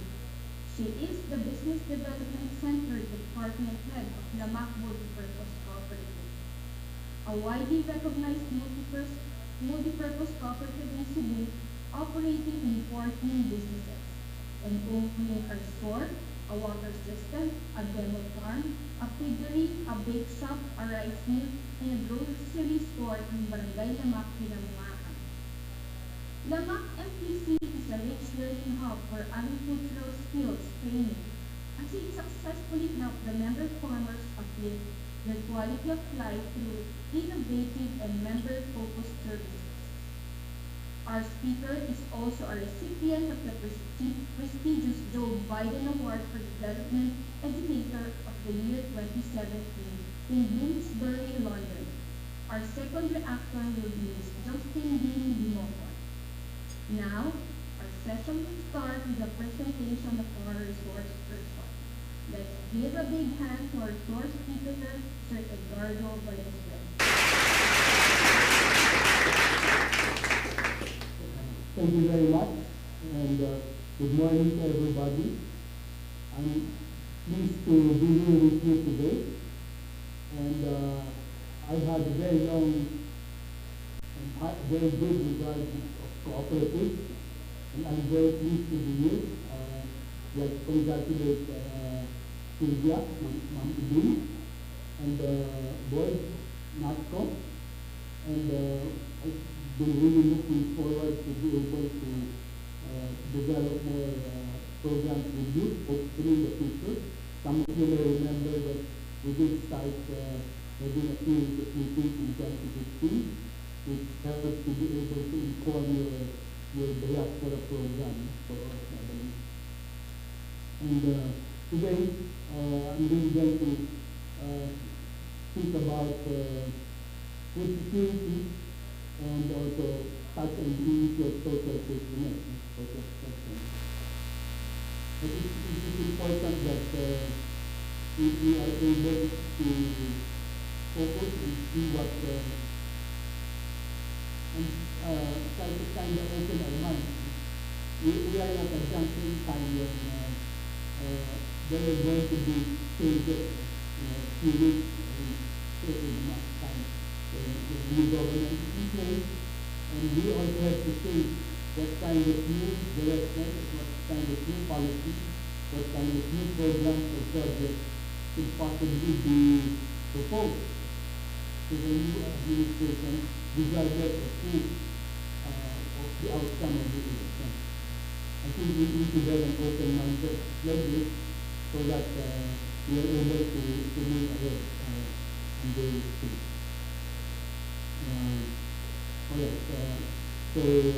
Let me start. I'm going to take it from the very beginning actually. That we can start with the human rights chapter of the Charter of the United Nations, which was established in 1948, and the Philippines is one of the original signatories. We were also part of the founding members of the United Nations as well as of the in 1945. And what does the UN Charter say? The Human Rights Declaration. It says that everyone has the right to life, liberty, and security of the person. I'd like to emphasize the issue of the right to life because everybody, if we are going to live, has to eat. So it implies that the issue of food is part and parcel of the right to life. You can even have the right to water. There are subsequent declarations in that. But that's the key that we'd like to say the starting point for all of us. In 1974, an international covenant on economic, social, and cultural rights was passed by the United Nations General Assembly. Sorry, in 1966 it was passed. But the Philippines ratified or acceded to this treaty in 1974. So we became party of this international treaty, which stated that adequate standards of living for food, clothing, and housing are imperative. Then it also said that it recognizes the fundamental right to be free from hunger. So this is a very critical treaty of which over, I believe, 130 governments or countries are signatories to this. So it is really here where we have the beginning, if you like, for our food security. Because here is saying that there is an obligation with. If you take a right-based approach to food security, here is very clear in 1940 to 1974, where the Philippines agreed that this is good for all of us, for all Filipinos. We must have an adequate standard of living, food, clothing, and shelter. We got this, and the government recognizes the fundamental right for all of us to be free from hunger. So, we fast forward a little bit. In the 90s, the issue was really taken up in a big way by the Food and Agricultural Organization. By organizing the first World Food Summit in November 1996. 157 governments attended the summit, including the Philippines. So, I was delegated at that time that the Vice President, Bingona, the older Bingona, was passed already to what the head delegate for the country and the meeting. And this meeting was the one that had defined or provided the current definition of food security, which says that stated here, Food security is safe when all people at all times have physical and economic access to sufficient, safe, and nutritious food to meet their dietary needs and food preferences for an active and healthy life. Pinagawain ko yung definition na yan at this meeting. And this is the more comprehensive definition that we have. And here you will see that the emphasis is for all people, and at all times. The people will consider the physical, meaning kung kaya natin o tayo yung magtanim tayo, the physical aspect. Kung wala tayong physical aspect, at least may economic aspect tayo, kaya natin bilhin yung pagkain. At anong klaseng pagkain yun? It has to be sufficient, sapat, safe, and nutritious. So that para ma-meet yung ating dietary needs and food preferences for an active and healthy life. Now, in the course of the 20 years, there have been 3 world food summits, if you like. I just say today that the second and the third summit are just reiterations, trying to make sure that the food security agenda remains high in the development of the land. So the food summit 5 years later in 2002, and then the last one was in 2009, it was called the World Summit on Food Security.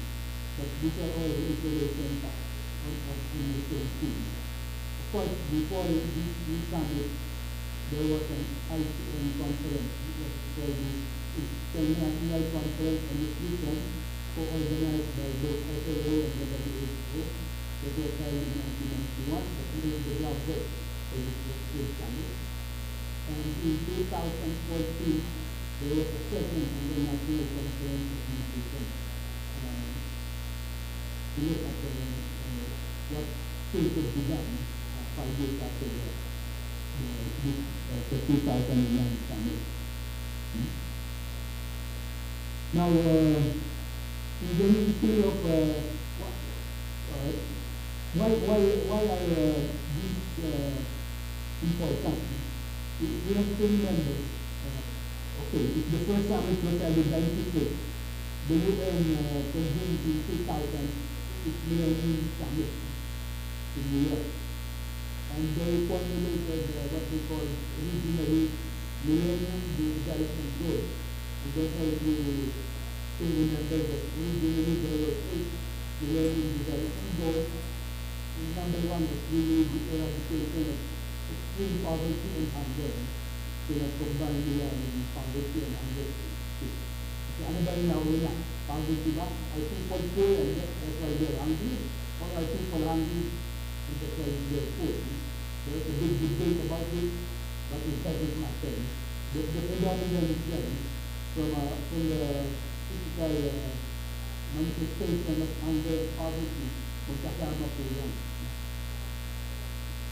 Anyway, it took the United Nations 15 years to see if the country would be able to reduce the extreme poverty and hungry statistics. Unfortunately, not. In 2014, nakita na nila that nobody would be able to really reach Millennium Development Goal number 1. So in 2016, at the United Nations General Assembly, there was a reformulation of what we already know today into the 8 development goals were split and have now become 17 sustainable development goals. And they put another 15-year perspective until 2030. So the hunger development goal became number 2. Because number 1 was the SDG number 1 is focused on poverty. So SDG number 2, today is called zero hunger. But essentially what it is that is in the bracket is to end hunger, achieve food security, and improve nutrition, and promote sustainable agriculture. So, yan po ang goal. At ang target niya by 2030, dapat ma-eliminate ang hunger, makamit natin ang food security with improved nutrition, and also to promote the sustainable agriculture. This is very apt for your team today, for the next meeting. Last year, the United Nations, in September, organized the United Nations Food System Summit.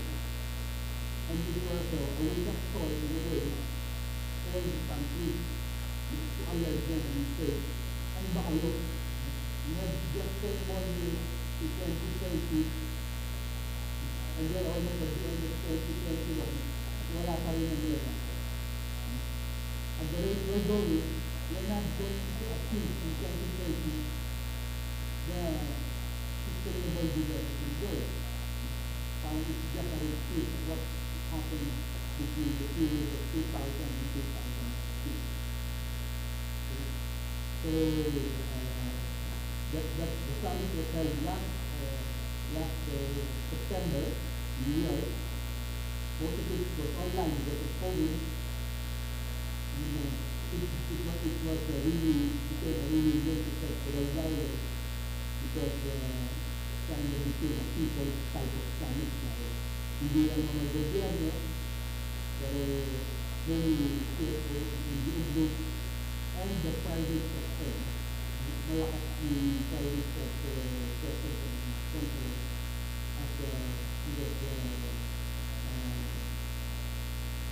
so that's not how it turned out. Down the line, there are two important meetings that are already intimated. 2025, which is the big plan, because if you look at this decade, 2021 to 2030, in 2025, the World Health Organization is going to affect what we call the global health goals. And there are very specific targets there related to undernutrition, which will be reduced.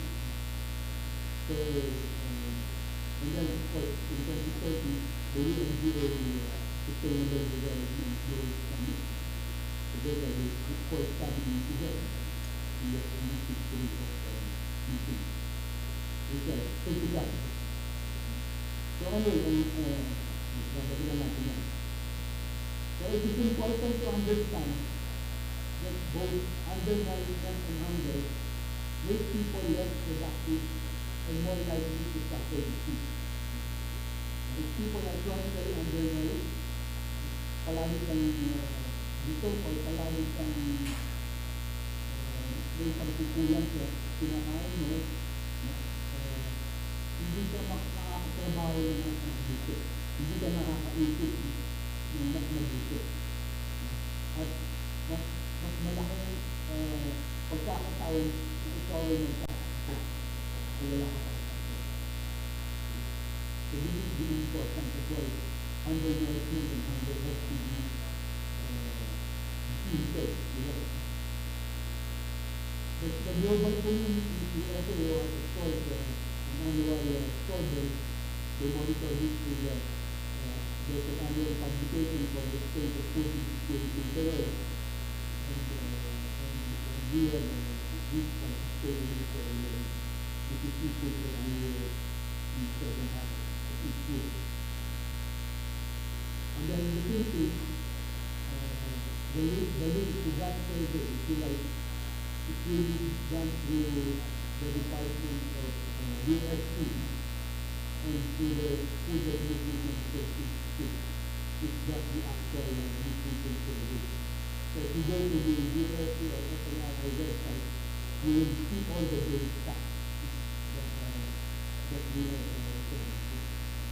they do this systematically every year.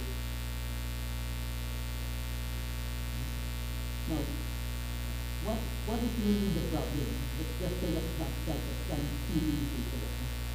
In the Philippines, food insecurity and malnutrition has three phases. Tatlong mukha. Una-una nga is that undernutrition na sinasabi natin.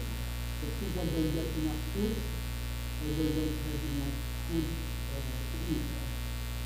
And this has been tracked by SNRI, UNICEF, and AOC. It is almost 15% of the population. It is in average. In addition, we saw during the COVID pandemic that the number of hungry people has gone up. Social registrations estimate went up as much as 7 million people in 2020, in the first year of the lockdown. But in the report ended in December 2021, they said that the incidence of hungry people had gone down to about 2.5 to 3 million people. And marami pa yan, 3 million people per day. And these are people who say that they have sick or they have missed at least 1 meal per day. This is a self-declaration of hunger. So bukod dito sa sinasurvey ng gobyerno, sinasabi ng mga tao na sinurvey ng SWS na hindi po sila makakakain ng sapat.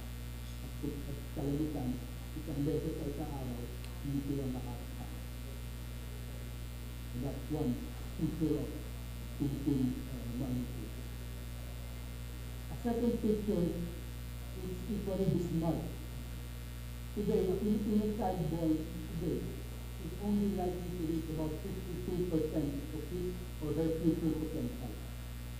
1 in 3 children younger than 5 years of age, less than 5 years of age, suffered from stunting in 2019. This has been documented by the SNRI, by the World Bank, so there's a lot of statistics in this. And they are classified as being small in size for the age. Ang tawag din natin dyan, yung mga bansot. Kung bansot ka, nandun ka sa kasama ka dyan. Sa buwan mo. Furthermore, 90% are underweight for their age, and 6% of children below 5 years old are classified as wasted, being underweight for their height. Mas malala po yung wasted. Just about, we're talking here of almost 1 million kids. Dahil yun, mas talagang mas third degree malnutrition na po ang kanya, ang inaakabot niya. And you see, and there are pockets in the Philippines, in the big schools. There is Negros is one pocket, in the Barn region, part of Bicol, we have as high as 32%. Some of the children are only minors. So that's the second picture of malnutrition. World Bank says we are number 5 out of the 10 worst countries in the world when it comes to stunting. Then the third problem I'd like to point out in terms of malnutrition is the issue of the children or adults. Not even talk about the kids. Let's talk about adults who are both overweight and obese. SNRI tracked in 2019, based on their survey results, that the prevalence of overweight people in the country, of adults, aged 20 to 59 years old. Kasi may ibang survey, 68 above, 19 years. So ito yung normal adult, working adult. The prevalence of overweight is about 28.6% in 2019. And obesity, which is still worse than overweight, has a prevalence of 9% in this age category. So 9% of all adults in the country are obese. So overweight and obesity can also become a problem because it generates disease. Marami pong nagkakasakit. How many people do you know who died from COVID, who had COVID disease? You must go for diabetes, for example. Dahil sila ay overweight, obese, and all. So this triple burden of malnutrition is critical because you see so often it's taken for granted actually. Hindi na po nababago na tayo yung mga konsensya natin o yung mga konsensya ng policy maker ng decision maker. Sino ang mga problema ito? Kaninong problema ito? Earlier we established the state, the government, the administration has an obligation to provide or to prevent hunger in this country. Where are we? Okay, but always it's not a bad news all the time. We have to look, there's also good news naman pala. Efforts are being made, of course, by the National Nutrition Council, which is charged with a lot of the nutrition aspects. Food and nutrition, food security and nutrition here are divided two ways in this country. The Department of Agriculture takes care of primary when it relates to actual product and production. So, pag-regulate mga manok, baboy, livestock, the Bureau of Animal Industry. And then, but if this becomes processed food, it moves to DOE. It goes to the Department of Health, to its FDA, to the Bureau of Food and Drug Administration. So, ganyan po ang balance na, and that reflects the global governance actually. Because globally, both FAO and WHO share to the regulatory work of guiding the food system through the Codex Alimentarius. Ito po ang listahan ng lahat ng mga allowed, let's say, na pagkain sa mundo. So, may ang guardian yan, FAO at WHO. So, locally, there is the same reflection DA and DA in a way share the regulatory aspect and ang pag-ati po nila yung sa DA yung physical at yung sa DA yung physical. So, kasama na sa DA yung mga food industry, etc. Sila rin po ang nag-regulate. But anyway, I just wanted to bring to your attention that there has been some good laws that have been passed, which is a source of hope and something to look forward to. So, some of this might be contentious, but nevertheless, ito po yung mga batas na ito yung mga nasa batas. There is a law on nutrition straight up, which focuses on adolescent females, pregnant and lactating mothers, infants, and young children. It strengthened the first 1,000 days program, and it also liberalizes the procurement of people, providing more resources for nutrition. So, pag-beef up ng budget ng kailangan ng National Nutrition Program. May tawag sila dyan, yung CFAN program. And then there is the Magna Carta for the people, which gives priority to investment in focus in basic sectors, including indigenous people, women, and other marginalized and migrant workers, and also to the development, including migrant workers and migrant workers. The content focus is the highly adequate food, including livelihood, household, education, and social protection, and schedule for the moving of the NATCCO, and also some private sector participation in tax exemption under the same regime. The third is the Forces program, which is utilizing the Pangtawid Pamilyang Pilipino program. We look at that also this morning. We focus on social justice for the poor through delivery of education, health, nutrition, and early childhood care and development at the core of this conditional tax transfer program. And then what is called the Farmers and Fisher Folk Enterprise Development Program, or the NATCCO Act. This NATCCO Act includes productivity and enterprise development, and the restriction of procurement procedures, and gives tax incentives, equally important in the creation of an enterprise development council. Maybe that's something you can look at also.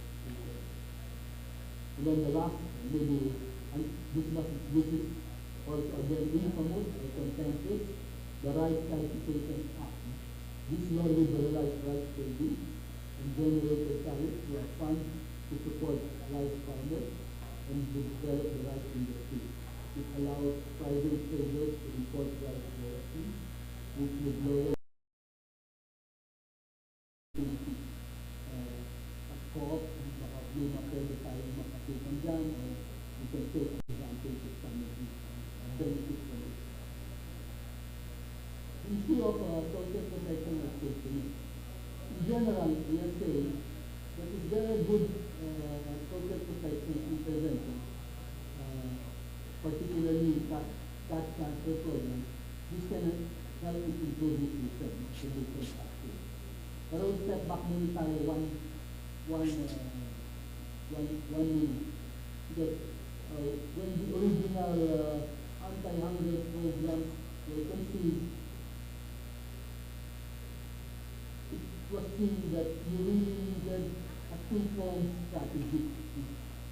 Hindi sapat na makapag-lisad ng food security program na long-term lang ang isipin niya. Paano yun na yun? So sinabi nila, the long-term food security program has to be accompanied by short-term or by safety net or by what we call now social protection. Yung para sa ngayon. So may long-term at may short-term. So hindi, paano kakain ng para? Okay. So that's the reason why social protection and safety net are also involved. This is a valid approach, a valid response, and accepted by our government.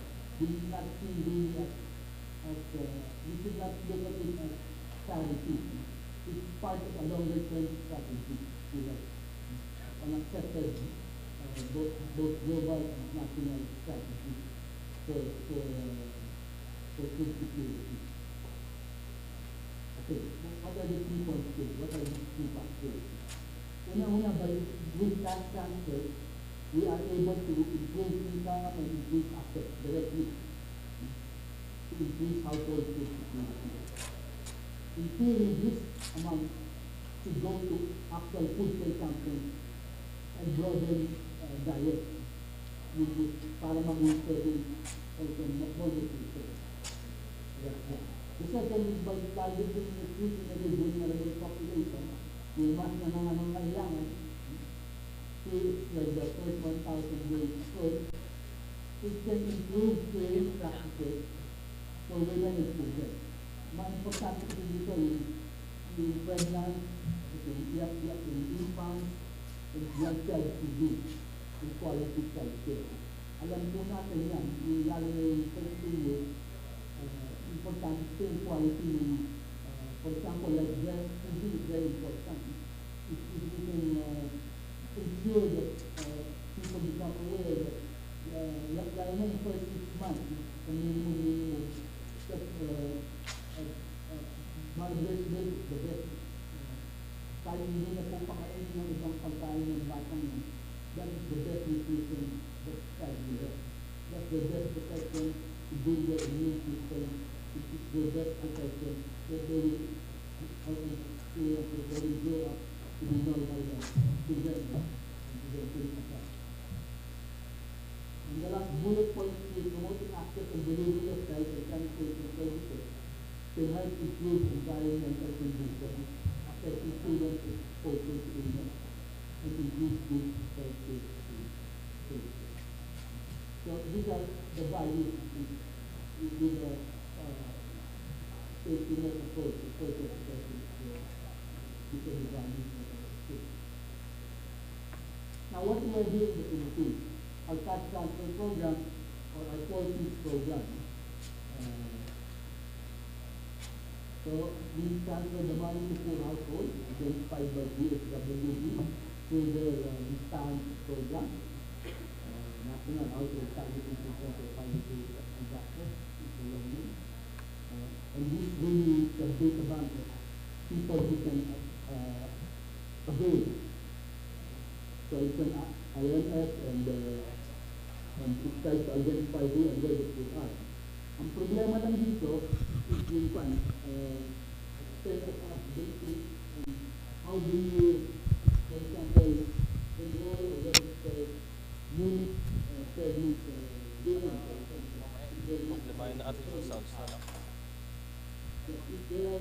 There are things like that.